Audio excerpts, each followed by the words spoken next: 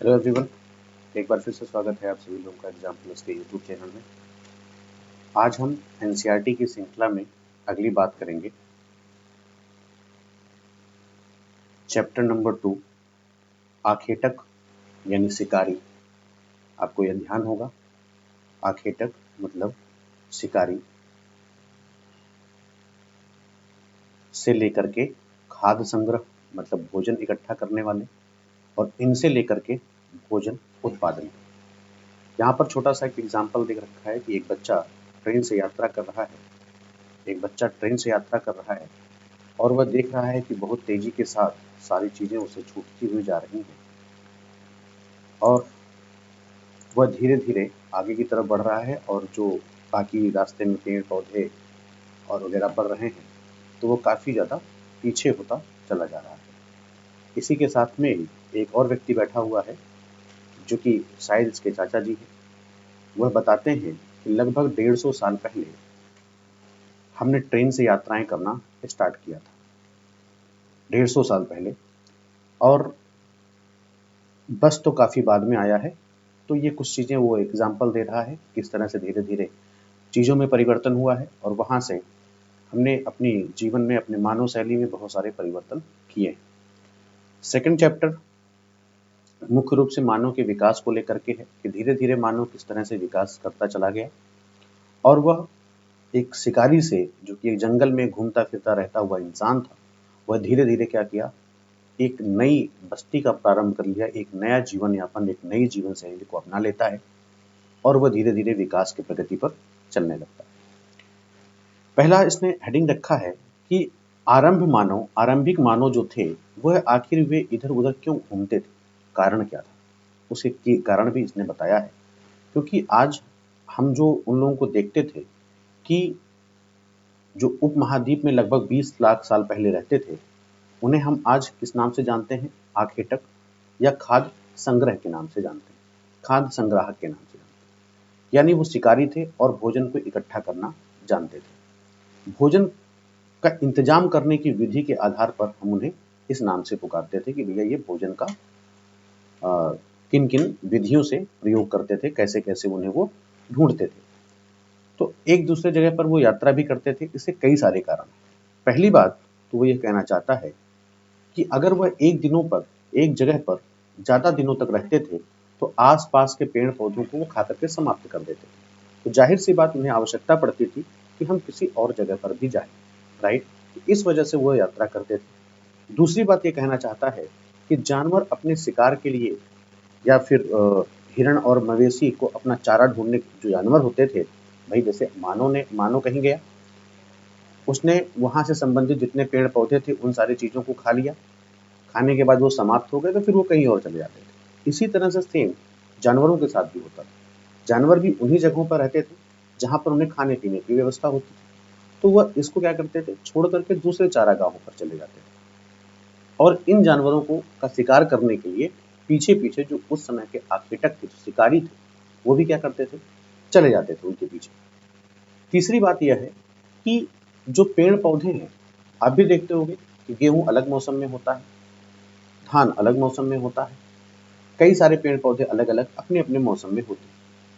तो तीसरा कारण एनसीईआरटी ये बता रहा है कि जो पेड़ पौधे हैं वो अलग अलग मौसम में उगता था हर जगह पर, तो उसकी तलाश में भी मानव क्या करता था, एक दूसरे इलाके में घूम घूम कर जाता था उस संबंधित समय में, कि वहां पे उसे खाने के लिए, यानी जो मुख्य उसका चीज था, जो मुख्य चीजें वो ढूंढ रहा था, वह क्या था, भोजन था।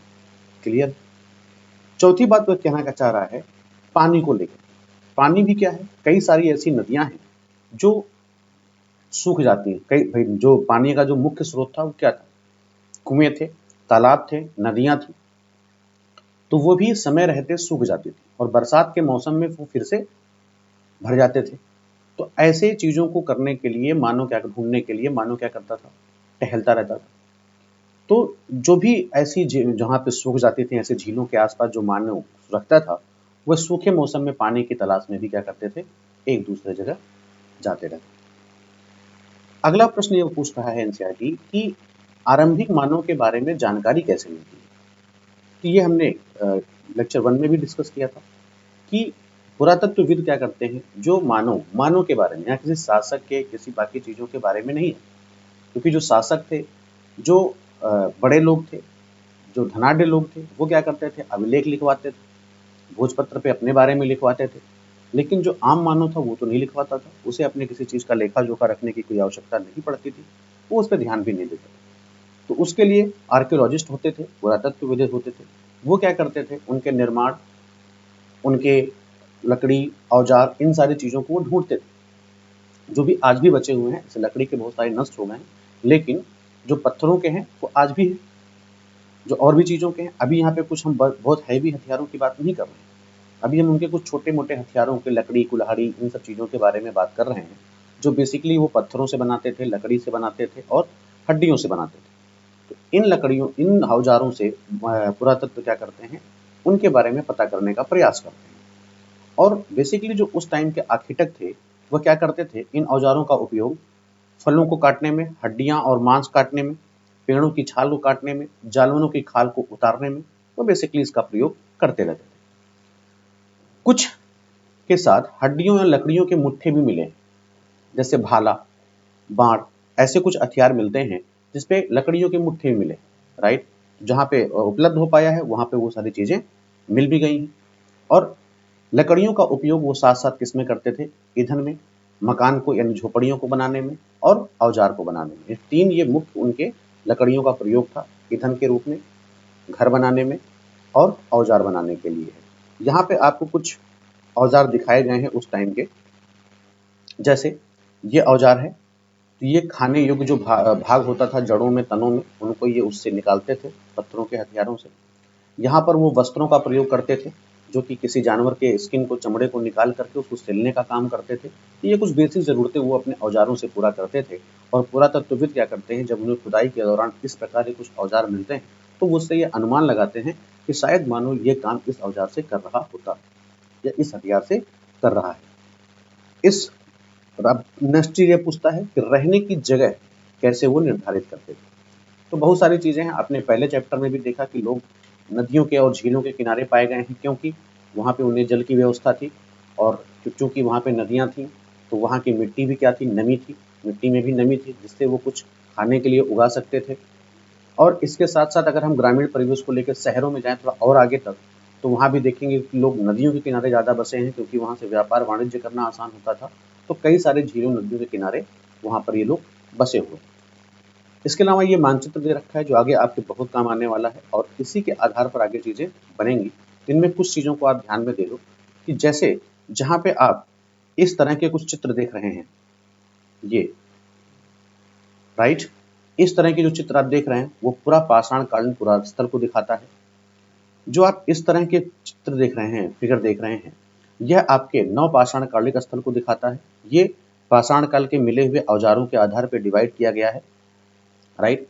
इसके अलावा जो ये ग्रीन कलर का आप देख रहे हैं, जो ये ग्रीन कलर का आप देख रहे हैं, यहाँ पर क्या है, यहाँ पर आपको महापाषाणकालिक पुरास्थल के बारे में जानकारी मिलती है।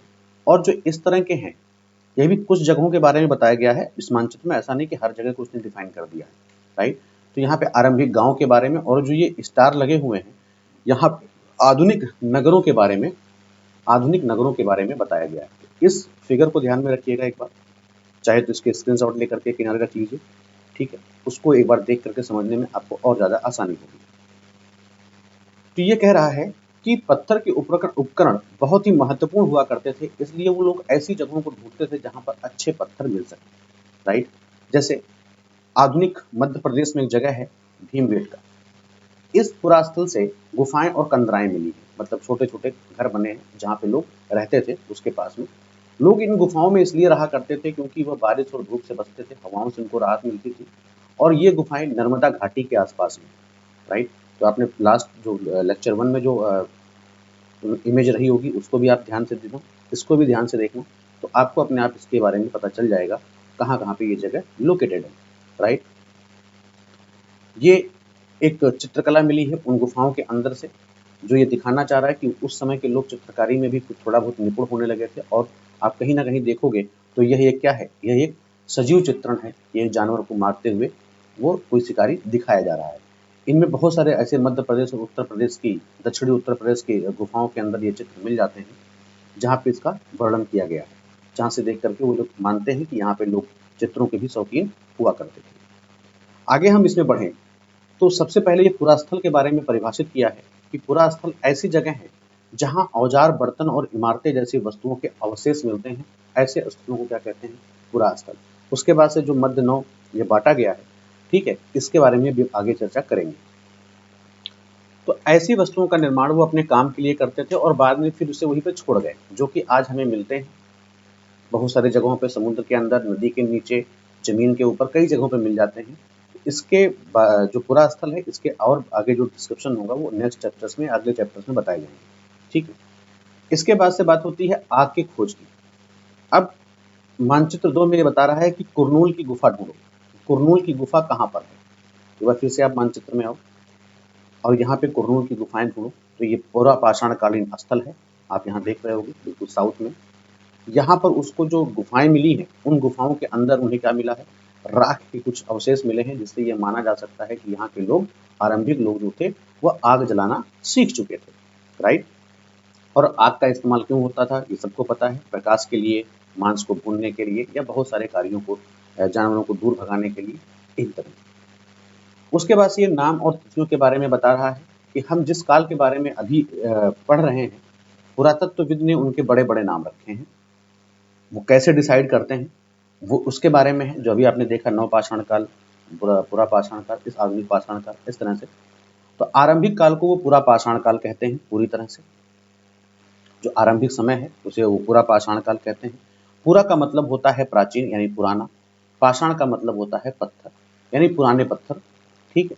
यह नाम पुरा स्थल से, जो पुरा स्थल है वहां से प्राप्त औजारों के महत्व को बताता है। जो पुरा पाषाण काल में, पुरा पाषाण काल को यह माना गया है कि 20 लाख साल पहले से 12,000 साल पहले के दौरान, ठीक है, 20 लाख, हजार नहीं, 20 लाख से लेकर के और 12,000 तक के काल को वो मानते हैं कि यह पूरी तरह से पुरा पाषाण काल है, राइट। और इस काल को वो 3 हिस्सों में बांटते हैं, जो आपने ऊपर देखा, आरंभिक, मध्य और उत्तर पुरा पाषाण काल।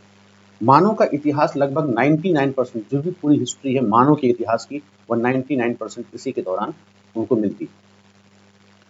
जिस काल में हमें पर्यावरणीय, मतलब कि पर्यावरण में बदलाव मिलते हैं, उन्हें हम मेसोलिथ कहते हैं। क्या कहते हैं? मेसोलिथ कहते हैं, यानी क्या कहते हैं? मध्य पुरा पाषाण काल, जो कि पुरा पाषाण काल के बाद आता है। और ये कब से कब तक है? 12,000 से लेकर के 10,000 साल पहले तक। यानी जहां पर क्लाइमेट में चेंज होता है, गर्मी बढ़ती है, लोग थोड़ा अब सोचने पे मजबूर हो जाते हैं कि कैसे खाया जाए, कैसे रहा जाए, इन सारी चीजों को लेकर के, ठीक। और इस काल के जो पाषाण काल औजार थे, यानी आधुनिक पुरा पाषाण काल से थोड़े छोटे होते थे, इसीलिए इन्हें क्या बोलते हैं? माइक्रोलिथ यानी लघु पाषाण काल भी कहा जाता है, राइट। ये दो बातें ध्यान रखिएगा। मध्य पाषाण काल, चूंकि यहाँ पर जो औजार मिले हैं पत्थरों के, वो अपेक्षाकृत पुरा पाषाण काल के, ये नहीं कह सकते बहुत छोटे, अपेक्षाकृत पुरा पाषाण काल के बहुत छोटे होते थे, से छोटे होते थे, इसलिए उन्हें माइक्रोलिथ यानी लघु पाषाण कहा जाता है। और इन औजारों में मुख्य रूप से आप देखेंगे तो हड्डियों या लकड़ियों के मुट्ठे लगे हाशिए, राइट, आरी, इन तरह के औजार मिलते हैं।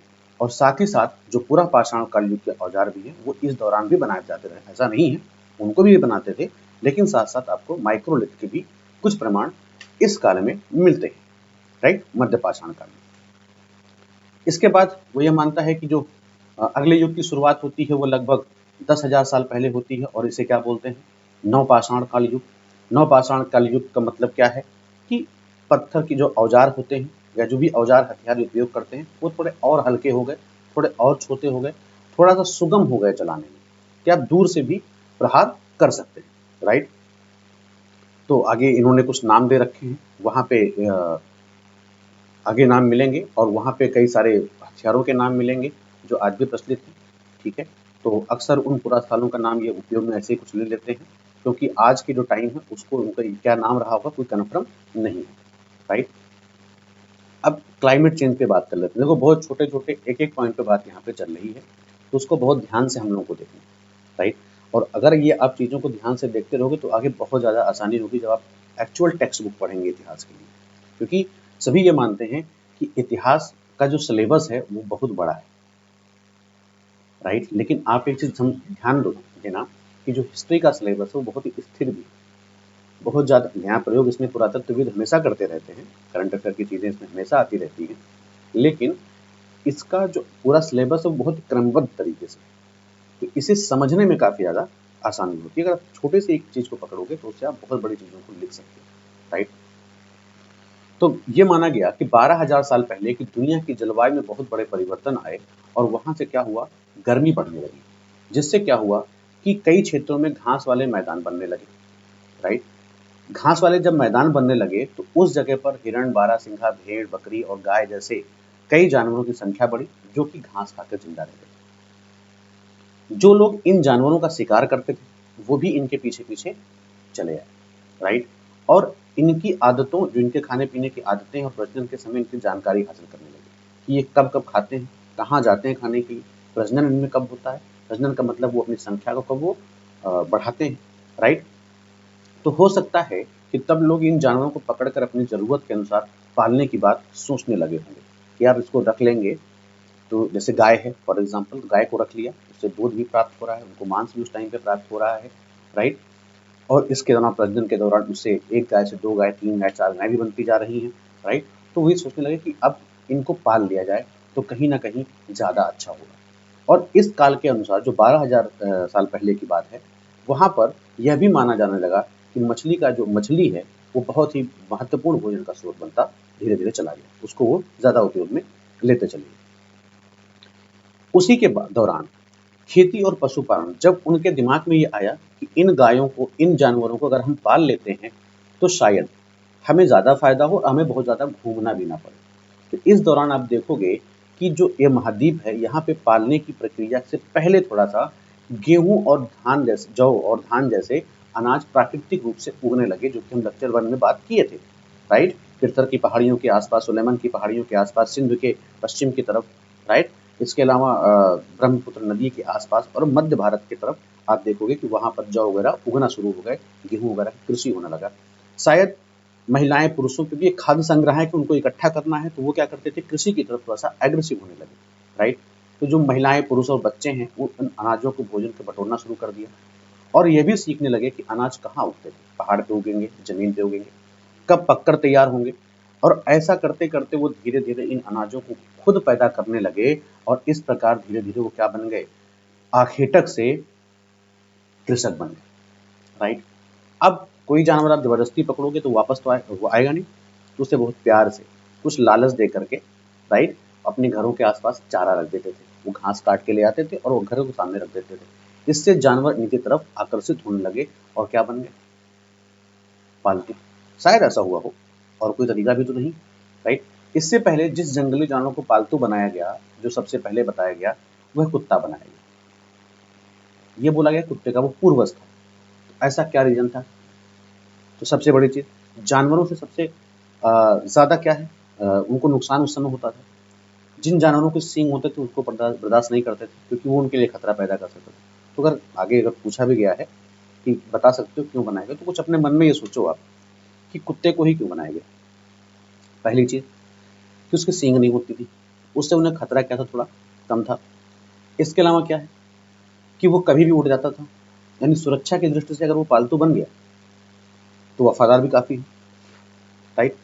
तो धीरे धीरे लोग कुत्ते के अलावा, देखिए भेड़ से कुछ हमें मिल सकता है, उसके छाल से कपड़े बन सकते हैं, गर्म कपड़े बन सकते हैं, तो उसका प्रयोग किए, उससे दूध भी प्राप्त होता था। बकरी है, गाय है, सूअर, तो ऐसे जानवरों को अपने नज़दीक करने के लिए उत्साहित करने लगे, आने के लिए। तो वो धीरे धीरे इनकी आने लगे और अक्सर लोग अन्य जंगली जानवरों से इनकी सुरक्षा भी करने लगे। तो आप देखोगे कि वो कृषक के साथ साथ पशुपालक हो गए। हमने आपको 10 मिनट में बताया, लेकिन ये कार्य इतनी जल्दी नहीं, थोड़ा समय लगा मानव की सोच को विकसित होने में। और धीरे धीरे जब वो उगाना शुरू किया, उसके अंदर आप ये कह सकते हो आलसीपन भी आया। सोचा कि हम क्यों मांगने जाए, इनको ही उठा लाओ यहाँ किसी न किसी बहाने से। तो वो धीरे धीरे इनको अपने पास लेके चले आए और धीरे धीरे क्या देखोगे आप कि एक कृषक से मानव मानो एक कृषक से क्या बन गया, पशुपालक बन जाता। अब जब इनके पास खाने के लिए ये उगाने लगे, किसान बन गए, इसके साथ साथ जानवरों के लिए पशुपालक बन गए, तो क्या हुआ, फिर धीरे धीरे ये अब क्या करेंगे भाई, उनको ले जाके टहलना तो आसान है नहीं कि जहाँ जाएंगे उसको भी लेके चलेंगे। तो फिर ये क्या किए, धीरे धीरे कन्वर्ट होने लगे कि अब एक काम करते हैं, कहीं पर बस जाते हैं, कहीं पर ठहर जाते हैं, अब अपने जीवन में थोड़ा सा ठहराव लाते हैं। तो उन्होंने वहाँ क्या किया कि पौधे उगाने और जानवरों को देखभाल करने के लिए बेसिकली वो क्या करने की जो ये प्रक्रिया थी, इस प्रक्रिया को इतिहासकारों ने क्या नाम दिया, बसने की प्रक्रिया। राइट। अब पौधे और जानवर अक्सर जंगली पौधे और जानवरों से अलग होते हैं। जो पौधे हैं और वो जो पाले गए जंगली जो जानवर हैं वो क्या है, बिल्कुल जानवर, और जो पौधे भी हैं साथ साथ, वो जंगली से क्या है, जंगली जानवर और पौधे से क्या है, अलग है। इस वजह से बचने की प्रक्रिया में अपनाए गए पौधों या जानवरों का वो चयन करने लगे कि भैया इसको उगाओ और इसको पालो, ये खतरनाक है, इन्हें मत पालो। राइट। सांप तो कोई नहीं पाल रहा था, शेर तो कोई, मतलब शेर भी बाद में पाले गए, लेकिन शेर को भी ऐसे नहीं कोई पाल रहा था। राइट। उदाहरण के तौर पे आप उन्हीं पौधों और जानवरों का चयन करते हैं जिनसे आप, जो सबसे बड़ी चीज़ है कि वो बीमार ना हो, मतलब कि कोई ऐसे पेड़ पौधे ना हो कि बहुत जल्दी सड़ जाते हों, उनके दाने बहुत छोटे हों, जो और बहुत दिन तक टिक ना पाए। राइट। जिनके डंठल मजबूत हों, कितनी आसानी से वो ऐसा ना हो कहीं से लेके आ रहे हो काट के तो रास्ते में ही गिर जाए। तो ऐसी चीज़ों को वो पालना शुरू कर दिए। ऐसे जानवरों को भी वो पालना शुरू कर दिए जो कम थोड़ा बीमार पड़ते हों, खतरनाक थोड़े कम हों, तो इन लोगों को पालना शुरू करें। और ऐसे पौधों का वो क्या किए, धीरे धीरे बीज को संभाल कर रखा है लगा, और उसे फिर से उगाने के लिए इसलिए रखते थे कि वो फिर से उगने लायक हो, ऐसे गुण वाले पौधों को ढूंढने लगे। इन्हीं जानवरों को आगे प्रजनन के लिए चुना जाता था जो आमतौर पर अहिंसक होते थे, ऐसा नहीं कि वो प्रजनन के फिर उनके ऊपर ही हिंसक हो गए। इसलिए हम ये भी देखे गए हैं कि जो पाले गए जानवर और कृषि के लिए अपनाए गए पौधे हैं वह जंगली जानवरों और पौधों से धीरे धीरे अलग होते चले गए। राइट। इसके बाद हम यहाँ पर देखेंगे, इसके बाद हम यहाँ पर देखेंगे कि जो ये आप यहाँ पे एक फिगर दे रखा है, ये कुछ सूअर के दांत हैं। राइट। ये सूअर के दांत हैं। तो इनसे ये बताना पूछना चाह रहा है कि आप ये बताओ कि कौन से दांत जंगली सूअर के हैं और कौन से पालतू सूअर के। तो सिंपल सी बात है, जो जंगली सूअर हैं उनके दांत क्या हैं, बड़े हैं। राइट। और जो पालतू सूअर हैं उनके दांत अपेक्षाकृत धीरे धीरे क्या हो गए, छोटे हो गए। राइट। ये बताने का प्रयास कर रहा है कि जो बसने की प्रक्रिया है वो पूरी दुनिया में धीरे धीरे चलता रहा और लगभग 12,000 पहले ये स्टार्ट हो गया। आज हम जो भोजन करते हैं वो इसी बसने की प्रक्रिया का परिणाम है जो आज हम प्रेजेंट टाइम में कर रहे हैं। कृषि के लिए जो अपनाई गई सबसे प्राचीन फसलों में गेहूं, ध्यान रखना इस चीज को, सबसे पहले कृषि के लिए अपनाया गया वो क्या है, गेहूं और जौ है। और उसी तरह पहले पालतू पशु अपनाए गए जानवरों में कुत्ते के बाद भेड़ बकरी। राइट। ये छोटे होते हैं अपेक्षाकृत मानव से, तो इससे सुरक्षा इनको ज्यादातर थी कि ये इनके लिए खतरनाक नहीं थी। अब आप देखोगे कि जब ये कृषक हो गए, जब ये पशुपालक हो गए और भोजन को इकट्ठा करके भी रखने लगे, नेक्स्ट अगली बार उसे बोने के लिए भी प्रयास करने लगे, और साथ साथ ये क्या हो गए, बसने की प्रक्रिया पर ध्यान दिए, अपने घर वगैरह बनाने लगे, तो उनके जीवन में एक क्या हुआ, नए जीवन शैली का शुरुआत। राइट। अब यहाँ पे आप अनाज का कुछ चीज़ें देख रहे होगे, उसे संबंधित है कि अनाज का प्रयोग कहाँ-कहाँ पे वो लोग करते थे, जो पाषाण काल के लोग थे। तो वो बीज के रूप में करते थे, खाद्य के रूप में करते थे, उपहार के रूप में करते थे और भंडारण के रूप में करते थे। राइट। तो किसी भी पौधे के बीज को अगर बोकर देखो तो तुम देखोगे कि इससे कुछ समय लगता है। तो वो सोच लिए कि अब बहुत ज़्यादा कहीं जाने की आवश्यकता नहीं है, पहले इसी को आराम से बोते हैं, फिर इसे सींचेंगे, फिर इसे उगाएंगे, फिर इनका खरपतवार हटाएंगे, इनकी देखभाल करेंगे, और फिर इसे कई जानवरों से सुरक्षित भी करेंगे। तो धीरे धीरे ये काम में क्या हो गए, बिजी होते चले गए। तो ये इनका क्या हुआ, एक नए जीवन शैली की शुरुआत होती चली गई। ठीक। आगे नीचे लिख रखा है कि अनाज को भोजन और बीज दोनों के लिए प्रयोग करते थे, इसलिए इसे भंडारण की बात सोचनी पड़ी। और जब भंडारण की बात सोचनी पड़ी तो इन्होंने इकट्ठा रखने के लिए कुछ बर्तन बनाना स्टार्ट कर दिए। तो वो पहला बर्तन बना जिससे मिट्टी के बर्तन बनाए। राइट। मिट्टी के बर्तन बनाना शुरू किए। इसके अलावा टोकरियां बुनना शुरू कर दिए, और साथ साथ जमीन में गड्ढा भी करना शुरू कर दिए, उसको साफ सुथरा रखना शुरू कर दिए कि भैया हम भोजन को यहाँ पर इकट्ठा करते हैं। इसके अलावा यह बताया गया जो जानवर थे वो एक तरह से चलते फिरते खाद्य भंडार, देखो ऐसा अचानक से तो हुआ नहीं होगा कि अचानक से कोई परिवर्तन हुआ, जलवायु में परिवर्तन हुआ, मानव इस तरफ सोचना शुरू कर दिया। कुछ लोगों ने करना शुरू किया, कुछ नहीं करना शुरू किया। जो नहीं करना शुरू किए उन्होंने जानवरों को चलता फिरता खाद्य भंडार बोल दिया, क्योंकि जानवर बच्चे देते थे तो 1 से 2 हो गए, इससे उनकी संख्या बढ़ती चली गई। अगर उनकी जानवरों की देखभाल की जाए तो, और इसके साथ साथ वो दूध वगैरह भी जो खाद्य पदार्थ के रूप में एक अच्छा स्रोत मिल गया उनको, और साथ ही क्या है, मांस भी बहुत बेकार हो गए, नहीं काम कर पा रहे हैं जानवर तो उनको मार के खा भी गए। तो दूसरे शब्दों में हम ये कहें कि पशुपालन भोजन के भंडारण का एक तरीका बन गया है, राइट। कुछ लोग के लिए, बाकी लोग तो कुछ कृषक भी बन गए, वो इकट्ठा एक अपना नया जीवन शुरुआत कर दी, लेकिन धीरे धीरे समय लगा, राइट। अब ये कहना चाहता है कि आरंभिक जो कृषक थे और पशुपालक थे उनके बारे में क्या पता है।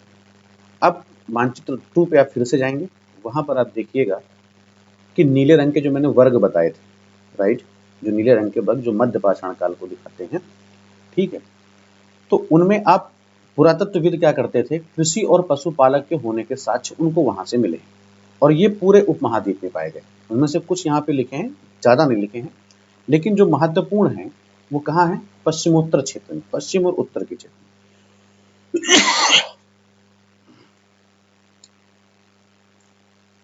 जहां पर आधुनिक कश्मीर है और पूर्वी तथा दक्षिण भारत में, राइट। वास्तव में देखा जाए तो जो ये स्थान है वो कृषकों और पशुपालकों की बस्तियां थी या नहीं, यह जांचने के लिए वैज्ञानिक खुदाई में मिले पौधे और पशुओं के हड्डियों का नमूने का अध्ययन करते हैं कि वो भाई उस समय पशुपालक की बस्तियां थी या नहीं। तो जो जानवर मिलते हैं किस हालात में मिल रहे हैं, उनसे क्या उन्हें प्राप्त हो रहा है, उसके आधार पर यह पता लगाते हैं। इनमें से सबसे रोचक जले हुए अनाज के दानों के अवशेष प्राप्त होते हैं। तो जले हुए अनाज के अवशेष हैं, इसका मतलब आग वहां पर है, राइट, या फिर गलती से आग जल गया होगा, राइट, हो सकता है, कुछ भी हो सकता है। तो वैज्ञानिकों ने इस अनाज के दानों को पहचान पहचान सकते हैं, और इससे यह पता चलता है कि जो उपमहाद्वीप है उसके अनेक जो भाग हैं वहाँ बहुत सारी फसलें उगाई जाती रही होंगी, क्योंकि जो जानवर की हड्डियां हैं उनकी पहचान भी वो उसी के आधार पर करते थे, राइट। अब यहाँ पे आप देखोगे कि लोग अस्थाई जीवन की ओर बढ़ने लगे थे, अस्थाई जीवन की ओर। अब धीरे धीरे आप तो ये देख लीजिए, कुछ तो जानवरों को उन्होंने चलता फिरता खाद्य भंडार माना, कुछ ने नए जीवन शैली की शुरुआत करी, तो उसी के आगे क्रम में आप देखोगे कि लोग अस्थाई जीवन का की ओर बढ़ने लगे। तो पुरातत्वविदों ने क्या किया, आर्कियोलॉजिस्टों ने ढूंढा है, जहाँ पे उन्हें कई पुरास्थलों पे झोपड़ियाँ मिला है, झोपड़ियाँ मिली हैं, घरों के निशान मिलते हैं, जैसे कि बुर्ज होम जो कि वर्तमान कश्मीर में आप ऊपर की तरफ देखिएगा वहाँ पर है। वहाँ के लोग क्या करते थे, क्योंकि आप देखते हो वो पहाड़ी, काफ़ी ज़्यादा पहाड़ी क्षेत्र है, ठंडा क्षेत्र है, तो जाहिर से वो क्या करते थे, घर के नीचे लोग गड्ढे के नीचे घर बनाते थे, राइट। मैं सपोज करो यहाँ पर एक गड्ढा है, इन्होंने गड्ढा एक ओपन किया, राइट, यहाँ से उन्होंने सीढ़ी बना दी और इसके अंदर फिर यहाँ पे एक घर बना रहे हैं, ऊपर ये पे यहाँ पे सतह मैदान है, राइट। इस तरह से उसको उतरने के लिए वो सीढ़ियाँ बना रहे हैं, जिससे वो ठंड के मौसम में उनको आराम से सुरक्षित अंदर रहें वो।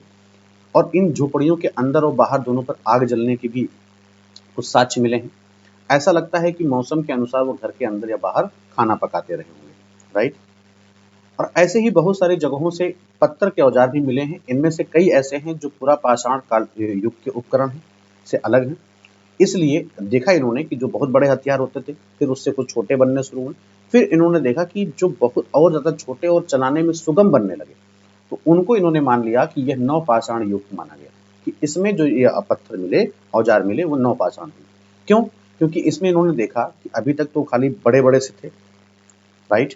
उसके बाद से फिर देखा कि छोटे होते चले गए और फिर छोटे होने के बाद देखा कि इसमें बहुत ज़्यादा धार आ गई, पैना हो गया, पॉलिशदार बनने लगे, तो ये मान लिए गए कि ये नवपाषाण युग के हैं, राइट। ओखली और मूसल का प्रयोग अनाज और वनस्पतियों से प्राप्त अन्य चीज़ों को पीसने के लिए किया जाता था हजारों साल पहले से, राइट, और आज भी बहुत जगहों पर है, ठीक। उसी मतलब जो ये ओखली है, जो मूसल है, इनको पीसने के लिए, थोड़ा उसे सुगम बनाने के लिए करते थे। उसी तरह से जो प्रस्तर युगीन औजार का निर्माण है, प्रयोग लगातार आज भी होता रहा, मतलब उस समय तक, नवपाषाण काल तक। और कुछ और हड्डियों से भी बनाए जाते थे, कुछ औजार हड्डियों से भी अब बनने लगे कि वो और ज़्यादा पैना और हल्का होने लगा, उसे चलाना, उससे काट फाड़ करना थोड़ा सा आसान होने लगा, राइट। इसके अलावा वहाँ से कई प्रकार के मिट्टी के बर्तन मिले हैं, कभी कभी इन पर कुछ चित्रकारी भी मिली है, तो यह माना गया कि अब वो लोग धीरे धीरे उसको सुंदर बनाने का प्रयास करते थे। और इन बर्तनों का उपयोग वो चीज़ों को रखने के लिए किया जाता था। धीरे धीरे क्या हुआ कि लोग बर्तनों का प्रयोग खाना बनाने के लिए करने लगे। अब मानव है, वो धीरे धीरे अपनी सोच को विकसित करना शुरू कर दिया। अब वो खाना बर्तनों में पकाना शुरू कर दिया। चावल, गेहूं, दलहन जैसे अनाज अब आहार का एक महत्वपूर्ण हिस्सा बन चुके थे। धीरे धीरे अब वो क्या किए, जब अब रहने का हो गया, खाने का हो गया, तो अब तन ढकने के लिए उन्होंने कपड़े भी बुनने लगे। उसमें उन्होंने कई सारी खेती भी करना शुरू किया। तो अब नवपाषाण काल में देखो, कुछ जगहों पे कपास जैसे आवश्यक पौधे कपड़े पहनने के लिए उपयोग में लाए जाने लगे। अब यहाँ ये भी कह रहा है कि ये परिवर्तन एक जगह एक साथ हुए होंगे, तो ये बिल्कुल पूरी तरह से गलत है कि एक जगह एक परिवर्तन इतने सारे परिवर्तन एक साथ तो नहीं हो सकते, राइट। तो धीरे धीरे करते रहे। एक तरफ आप देखोगे जहाँ स्त्री पुरुष शिकार और भोजन संग्रह का काम कर रहे थे, वहीं अन्य लोग हजारों सालों से दरमियान धीरे धीरे खेती और पशुपालन को अपनाना होता है ना। मानव के अंदर एक प्रवृत्ति होती है कि वो देख करके भी सीखते हैं। एक ने शुरू किया, लगा यार उसका जीवन थोड़ा सा अच्छा हो गया, मैं तो बहुत परेशान हूँ, तो इसने क्या किया, धीरे धीरे कृषि करना शुरू कर दिया। और धीरे धीरे आप देखोगे कि उनकी जीविका जो है चेंज होती चली गई, राइट। और वो एक नए युग की तरफ बढ़ने शुरू हो गए। अब आगे कुछ और निरीक्षण हुए। ये आपको एक मेहरगढ़ जगह पड़ेगा, ठीक है, आप मन चित्त में ढूंढना, ठीक है। मेहरगढ़ में आपको एक ऐसे कुछ घर मिले हैं और इस तरह के वो लोग अंदर बना के रहते थे। तो आप यहाँ देखोगे कि जो ईरान से जाने वाले सबसे महत्वपूर्ण रास्ते, जिसे बोलन दर्रा बोला गया है, ये आप देखोगे कश्मीर के आसपास में है, राइट। और एक हरा भरा समतल स्थान भी है।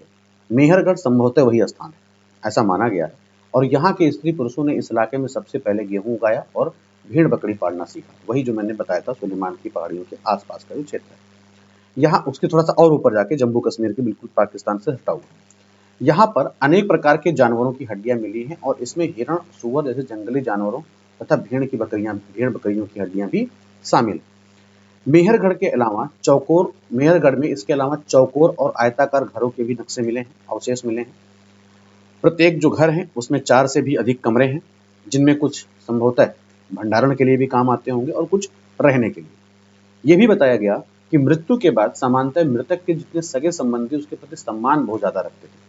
और लोगों का यह मानना होता था उस टाइम पर कि मृत्यु के बाद भी जीवन होता है, किसी दूसरे लोक में शायद। इसलिए वो क्या करते थे, कब्रों में मृतकों के साथ साथ कुछ सामान भी रखते थे जो उनके लिए थे, जिसका वो उपयोग करते थे। और मेहरगढ़ में ऐसी कई कब्रें मिली हैं। एक कब्र में एक मृतक के साथ एक बकरी को भी दफनाया गया था। संभवतः इसे परलोक में मृतक को खाने के लिए रखा गया होगा कि भैया वो खाता भी रहेगा साथ साथ। यह ऐसा उनका मानने का एक मानना था, राइट। आप यहाँ पे देख सकते हो एक शव के पास में एक मानव है, मानव के साथ में इसे कुछ बकरी वगैरह भी मिले हैं, राइट। तो इसको रख दिया गया है कि भैया वहाँ पे खाता रहेगा, या उसके जरूरत के जो सामान है उसको भी। आज भी ये प्रयोग में लाया जाता है, लेकिन दफनाया नहीं जाता, किसी और रूप में। हर धर्म में अपनी अलग अलग आस्थाओं के अकॉर्डिंग है, राइट। अब कुछ अन्य चित्रों के बारे में बात कर रहे हैं, क्योंकि जब प्राचीन हम ऐसे समय की बात कर रहे हैं जब मानव क्या हो रहा है, विकसित हो रहा है। तो मानव विकसित हो रहा है तो केवल एक देश की बात नहीं करेंगे, बल्कि संपूर्ण पृथ्वी की बात कर रहे हैं। तो उस समय में फ्रांस की गुफा में एक चित्रकारी मिला है, जो लगभग 100 साल पहले कुछ स्टूडेंट्स ने दिया है। और इस तरह के जो चित्र हैं वो लगभग, जो इनके सबूत से प्राप्त होते हैं सोर्सेस से, वो 20,000 पहले से लेकर के 10,000 पहले के बीच के रहे होंगे, यानी बिल्कुल पाषाण काल के दौरान, आरंभिक पाषाण काल में आप मान सकते हो, उसी के आसपास इर्द गिर्द। इनमें जानवरों के चित्र हैं, जिनमें घोड़े, गाय, भैंस, गैंडा, रेंडियर, बारहसिंघा और सुअर के गोहरे चमकीले रंगों को चित्रित किया गया है। तो यह माना गया है कि रंग भी वहाँ पे ढूंढना शुरू कर लिए थे। और रंगों में ज़्यादातर उन्होंने क्या प्रयोग किया है, लौह अयस्क, चारकोल, खनिज पदार्थ से बनाया जाता था।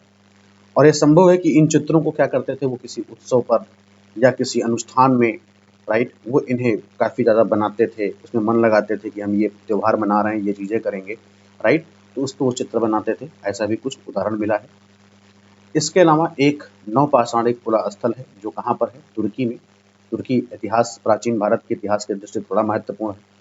यहाँ पर नवपाषाण युग को सबसे प्रसिद्ध पुरा स्थलों में एक चातार युग तुर्की में एक जगह है, उस जगह पर है। यहाँ दूर दराज स्थानों से कई चीजें लाई जाती थी। ध्यान रखिएगा उस समय तक पहिए का आविष्कार नहीं हुआ था। और सीरिया से लाया गया चकमक पत्थर, आप एग्जाम्पल ले सकते हो। लाल सागर से लाई गई कौड़ियाँ वहाँ पे मिली हैं। भूमध्य सागर की सीपियाँ वहाँ पे मिली हैं, सीप होता था। और वहाँ पे पहिए का आविष्कार नहीं, बिल्कुल नहीं है। तो लोग क्या करते थे, या तो सामान को खुद लाते थे और या फिर जानवरों को पीठ पर ले करके आते थे, राइट। तो ये कुछ चैप्टर नंबर 2 में दे रखा है। आगे और चैप्टर्स में इसको हम पढ़ेंगे।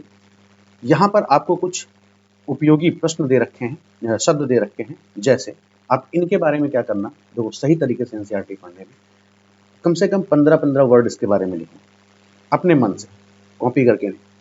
आखेटक और खाद्य संग्राहक क्या है, पुरा स्थल क्या है, उद्योग स्थल क्या होते हैं, आवासीय स्थल क्या होता है, पुरा पाषाण काल क्या होता है, मध्य पाषाण काल क्या है, लघु पाषाण क्या क्या है, कृषक के बारे में थोड़ा सा वर्ड प्राचीन से लेकर के, राइट। पशु पालक के बारे में कुछ, नव पाषाण काल और कब्र के बारे में। तो ये इसमें कुछ उपयोगी शब्दावलियां हैं जो कि चैप्टर नंबर 2 के एनसीईआरटी में प्रयोग की गई हैं। इनको आप जरूर देखिएगा, राइट। इसके अलावा फिर हम आगे इन चैप्टर्स के बारे में देखेंगे, इन चैप्टर्स के बारे में पढ़ेंगे कि इसमें एमसीक्यूज क्या क्या है। अभी तो नहीं करेंगे एमसीक्यू, थोड़ा सा कुछ एमसीक्यूज को इकट्ठा कर लेते हैं कि 15-20 कम से कम हो जाए, तो उस पर हम ला करके 2-2, 3-3 चैप्टर्स का एक साथ वीडियो बनाते हैं, राइट। बहुत बहुत धन्यवाद आप सभी लोगों का, आप सबका। और आगे हम फिर नए चैप्टर्स की शुरुआत करेंगे, चैप्टर नंबर 3 की फिर नेक्स्ट वीडियो में। Thank you.